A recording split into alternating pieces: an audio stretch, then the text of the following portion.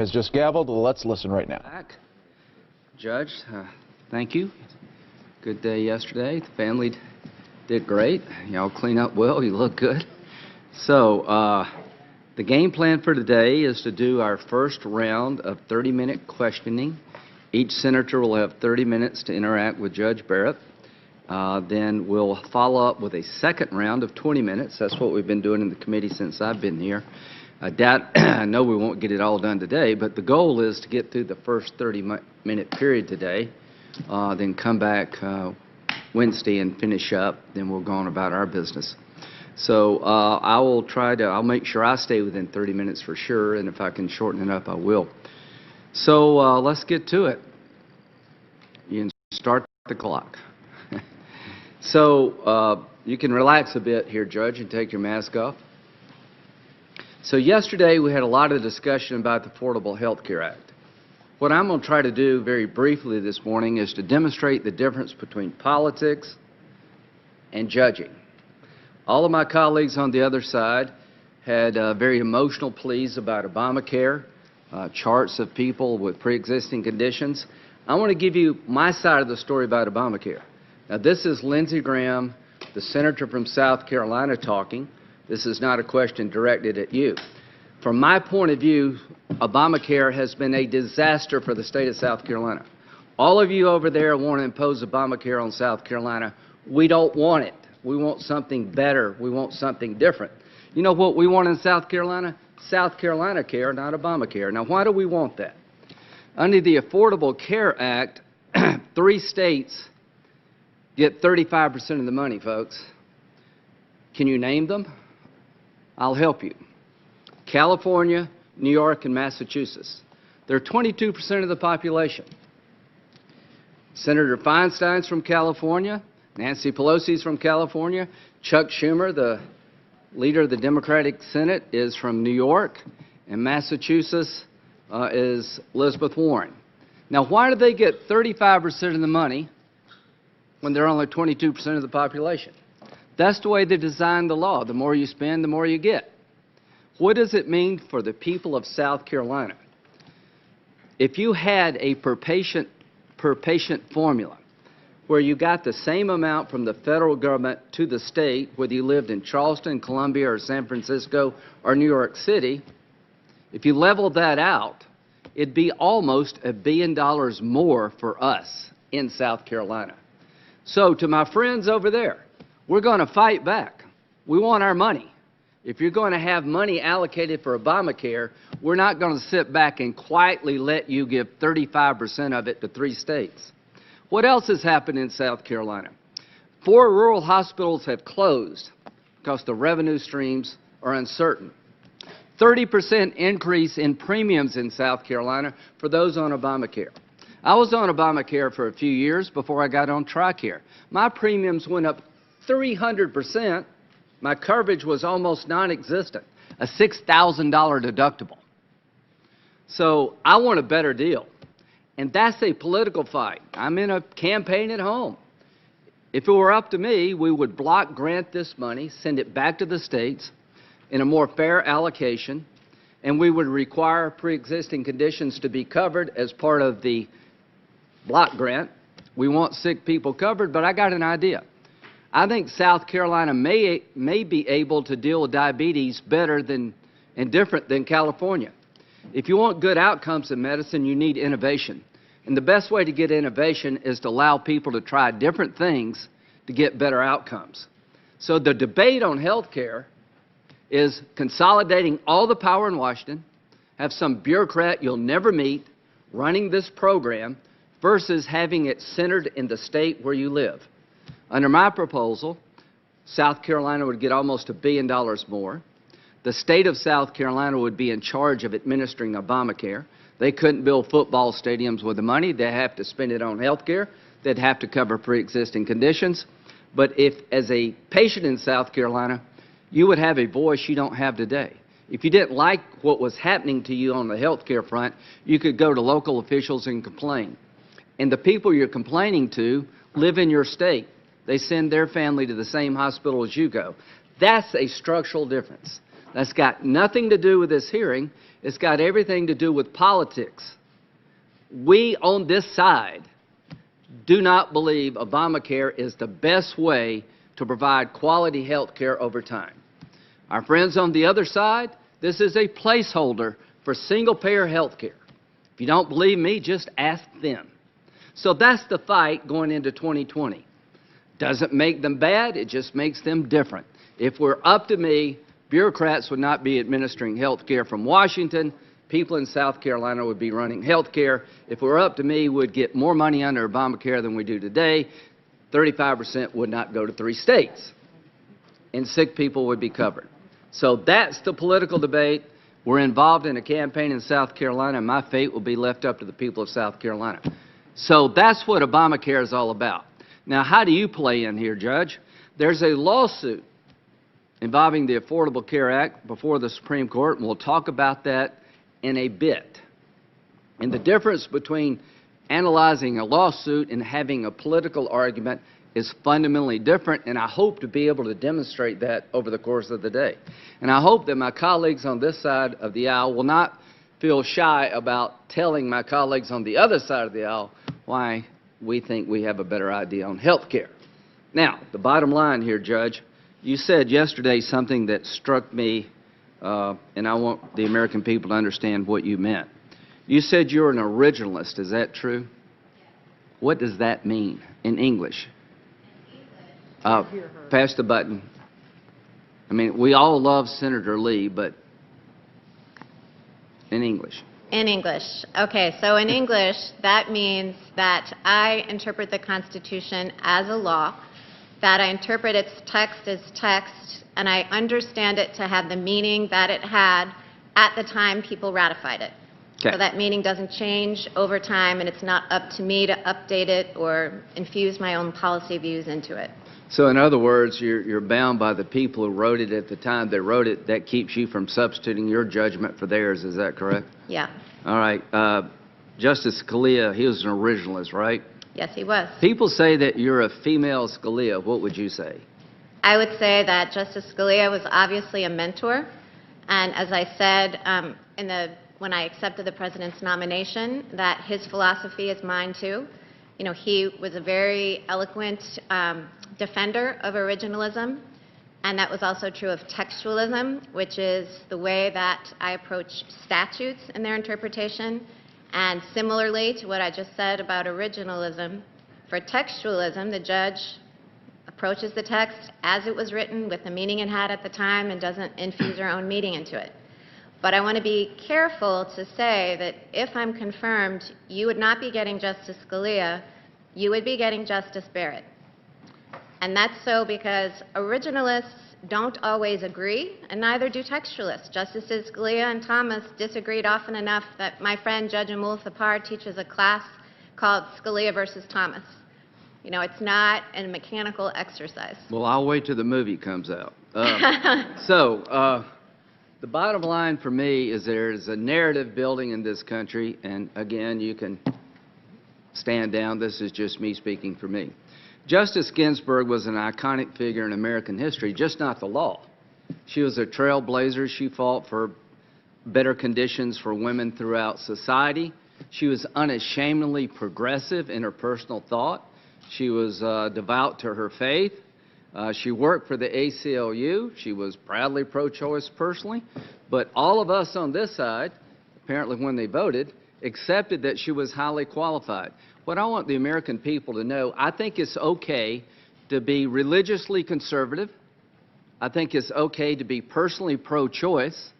I think it's okay to live your life in a traditional Catholic fashion, and you still be qualified for the Supreme Court. So all the young conservative women out there, this hearing to me is about a place for you. I hope when this is all over that there'll be a place for you at the table. There'll be a spot for you at the Supreme Court like there was for Judge Ginsburg. And to President Trump, I don't know if you're listening or not, by picking Judge Barrett, you have publicly said you find value in all of these characteristics, but beyond anything else, you find Judge Barrett to be highly qualified. I would say you're one of the greatest picks President Trump could have made, and from the conservative side of the aisle, you're one of the most qualified people of your generation. Let's talk about Brown versus Board of Education, because I know Senator Blumenthal will. I'm going to talk about that. You said in writings it was a super precedent. What did you mean? Well, in my writings, so as a professor, I talked about the doctrine of stare decisis. And super precedent is not a doctrinal term that comes from the Supreme Court. And I think maybe in political conversation or in newspapers, people use it different ways. But in my writing, I was using a framework that's been articulated by other scholars. And in that context, super precedent means precedent that is so well established that it would be unthinkable that it would ever be overruled. And there are about 6 cases on this list that other scholars have identified. Let's talk about Brown and talk about why it would be unthinkable. First, let's talk about what's the process that would lead to it being overruled. What would have to happen? For Brown to be overruled, you would have to have Congress or some state or local government impose segregation again, open segregated Okay, let's stop schools. right there. If you want to make yourself famous, by the end of the day, you can say we want to go back to segregation. I promise you, you'll be on every cable TV channel in America. I doubt if you'll go very far, but the point we're trying to make here is the court just can't wake up and say, let's revisit Brown. It has to be a case in controversy. Is that right? Yes, that's right. So before a Brown decision, you could review Brown, somebody out there would have to be dumb enough to pass a law saying, let's go back to segregated schools. Is that fair to say? That is fair to say. Do you see that happening anytime soon? I do not see that happening anytime soon. Yeah, I don't either. So let's talk about the process in general. There's the Heller case. What's that about? The Heller case is a case decided by the Supreme Court which held that the Second Amendment protects an individual right to bear arms. Okay.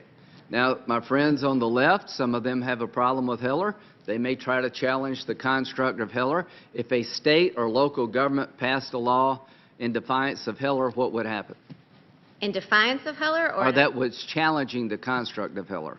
that challenged the construct of Heller, if it was brought in a lower court, Heller binds. I mean, lower courts always have to follow Supreme Court precedent, and so And that if the Supreme Court wanted to revisit Heller, what would they do? if someone challenged Heller below because a state or local government passed a law contradicting Heller, the Supreme Court would have to take that case once it was appealed all the way up. So the court would have to decide, yes, we want to overrule Heller, and we have enough votes to grant cert, and then do so. So that's the way the process works. Yes, it would start because there was a law, then there was a lawsuit, then there was an appeal, then the court granted cert, and then the court decided the case. Is that true no matter what the issue is, whether it's gun, abortion, health care, campaign finance? Does that process hold true for everything? Yes, judges can't just wake up one day and say, I have an agenda, I like guns, I hate guns, I like abortion, I hate abortion, and walk in like a royal queen and impose, their will on the world. You have to wait for cases and controversies, which is the language of the Constitution, to wind their way through the process. All right. Well, Senator Sass gave us a good civics lesson. I hope that's the basic lesson in law here. So if a state said, I don't think you should have over 6 bullets, and somebody believed that violated the Second Amendment, there would be a lawsuit and the same process would work, right? The same process would work. In that case, there would be parties would have to sue the state who, arguing that law was unconstitutional. It would wind its way up, and if it got to the Supreme Court, and if the Supreme Court decided to take it, a whole decision-making process begins. You hear arguments from litigants on both sides. They write briefs. You talk to clerks as a judge. You talk to your colleagues. Then you write an opinion. Opinions circulate, and you get feedback from your colleagues. So it's an entire process. It's not something that a judge or justice would wake up and say, we're hearing this case. I know what my vote's going to be. Let's talk about the 2 Supreme Court cases regarding abortion. What are the 2 leading cases in America regarding abortion? Well, I think most people think of Roe versus Wade, and Casey is the case after Roe that preserved Roe's central holding, but grounded it in a slightly different rationale. So what is that rationale? Rationale is that the state cannot impose an undue burden on a woman's right to terminate a pregnancy. Okay, unlike Brown, there are states challenging on the abortion front. There are states that are going to a fetal heartbeat bill. I have a bill, Judge, that would disallow abortion on demand at the 20 weeks, the 5th month of the pregnancy. We're one of 7 nations in the entire world that allow abortion on demand at the 5th month. The construct of my bill is because a child is capable of feeling pain in the 5th month. Doctors tell us to save the child's life, you have to provide anesthesia if you operate because they can feel pain. The argument I'm making is if you have to provide anesthesia to save the child's life because they can feel pain, it must be a terrible death to be dismembered by an abortion. That's a theory to protect the unborn at the 5th month. If that litigation comes before you, will you listen to both sides? Of course, I'll do that in every case. So I think 14 states have already passed a version of what I've just described.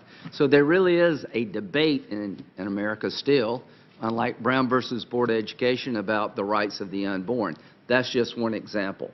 So if there's a challenge coming from a state, if a state passes a law and it goes into court where people say this violates Casey, how do you decide that? Well, it would begin in a district court, in a trial court. The trial court would make a record.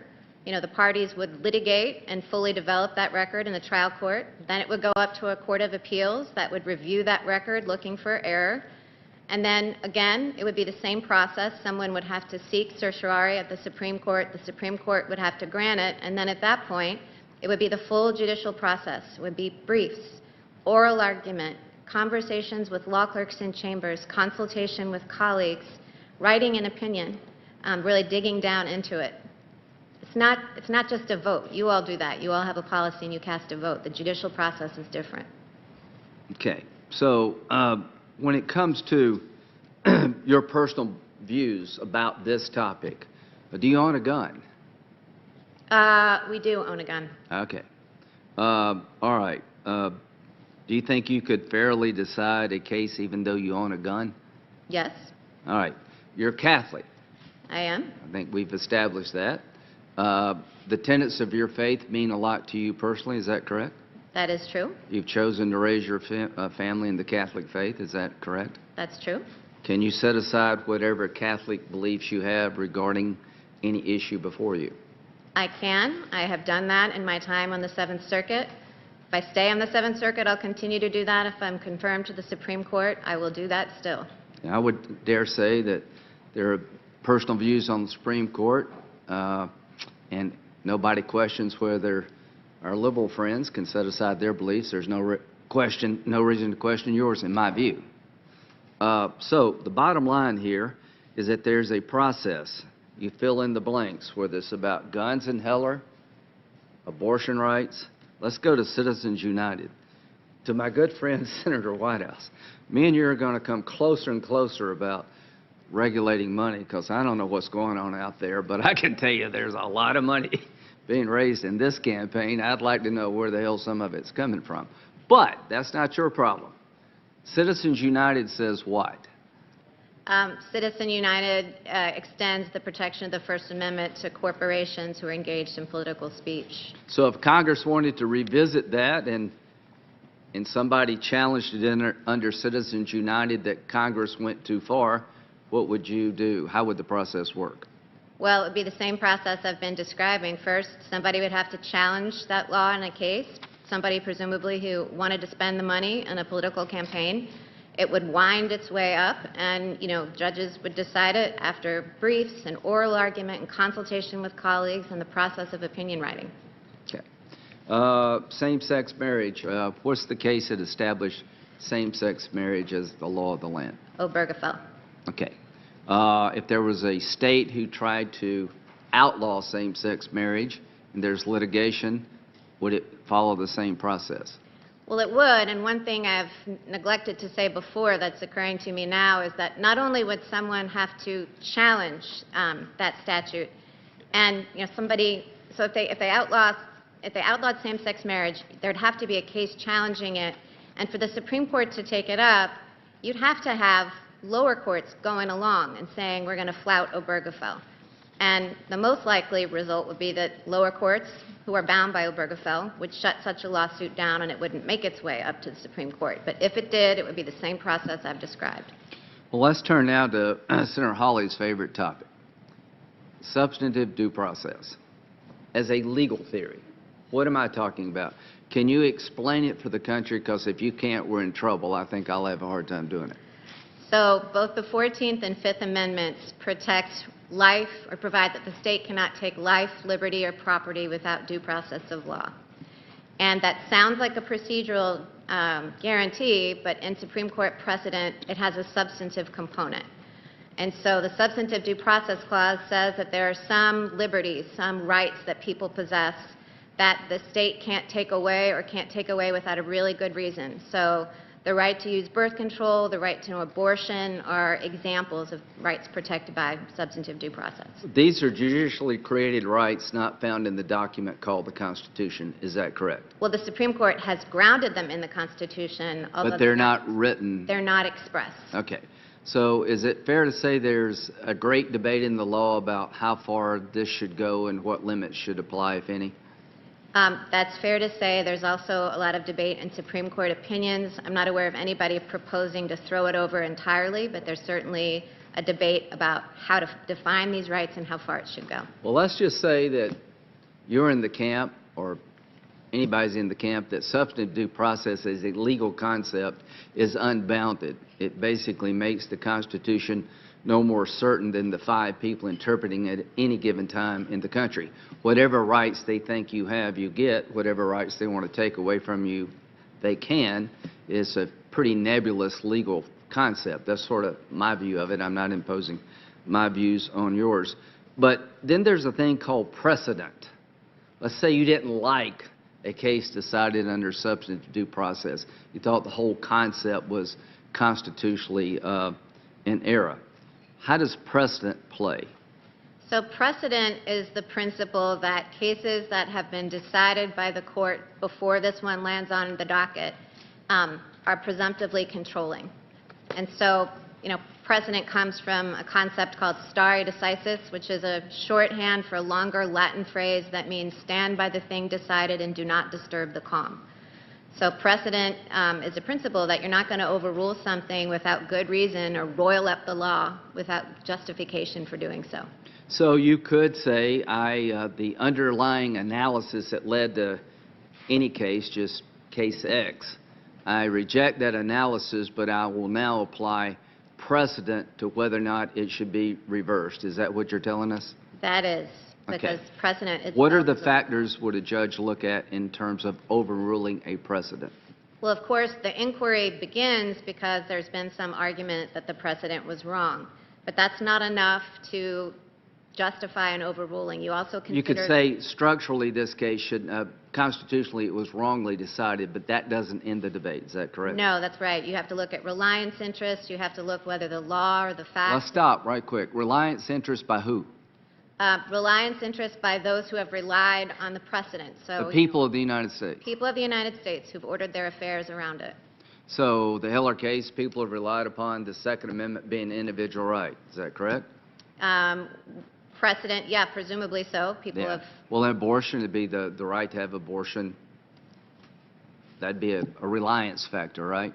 The court in Casey spent a lot of time describing the reliance of people on the right to an abortion. So what I want the public to know is that if you overrule a precedent of the court, even if you think it was wrongly decided, there's a list of things you have to look at before you actually overrule the case. Is that a fair way of saying it? It's a fair way of saying it. Would you apply those factors if you ever found yourself in a position where you wanted to consider overruling a precedent? Absolutely. Okay. Have precedents of the court been overruled before? Yes. Can you give me an example? Brown versus the Board of Education overruled Plessy versus Ferguson to get rid of the separate but equal doctrine. Okay. So, recusal. My colleagues are asking you to recuse yourself from litigation around the Affordable Care Act. What's the precedent regarding the Affordable Care Act, if any? The precedent that might, well, Is there precedent on this issue? There's not precedent on the issue that's coming up before the court. It turns on a doctrine called severability, which was not an issue in either the two big Affordable Care Act cases. Okay, so the issue that was before the court was NFIB versus Sibyllus, is that correct? That was the first, about the constitutionality of the mandate. Okay, and I think Congress has zeroed out what the court called a tax, and the real issue now is, does it stand and can it be severable? Right, so the issue now is, now that Congress has zeroed it out, can it be called a tax or is it now a penalty? And then the second issue is, if it is a penalty, can it be just cut out from the statute so that the rest of the statute, including protection for pre-existing conditions, stands? Well, a lot smarter people than me suggest that severability would be a hard challenge for those who are opposing the law, but time will tell. Do you feel like you should recuse yourself from that case because you're being nominated by President Trump? Well, Senator, recusal itself is a legal issue. You know, there's a statute, 28 U.S.C. 455, that governs when judges and justices have to recuse. There's precedent under that rule. Justice Ginsburg, in explaining the way recusal works, said that it's always up to the individual justice, but it always involves consultation with the colleagues, with the other 8 justices. So that's not a question that I could answer in the abstract. So if you're appointed by Obama, that's no reason to recuse yourself in a case involving Obama policy, is that correct? Well, that would be a decision for each justice to make. But if a justice had a conflict with a particular policy issue, they helped draft it, that would be a consideration, is that correct? That would be a consideration. Okay. So when it comes to recusing yourself, you'll do what the Supreme Court requires of every justice? I will. Okay. Thank you very much. How does it feel to be nominated for the Supreme Court of the United States? Well, Senator, I've tried to be on a media blackout for the sake of my mental health, but you know, you can't keep yourself walled off from everything, and I'm aware of a lot of the caricatures that are floating around.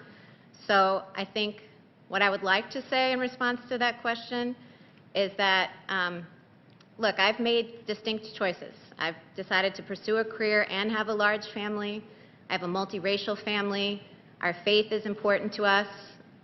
All of those things are true, but they are my choices. And in my personal interactions with people, I mean, I have a life brimming with people who've made different choices, and I've never tried in my personal life to impose my choices on them. And the same is true professionally. I mean, I apply the law. And Senator, I think I should say why I'm sitting in this seat in response to that question, too.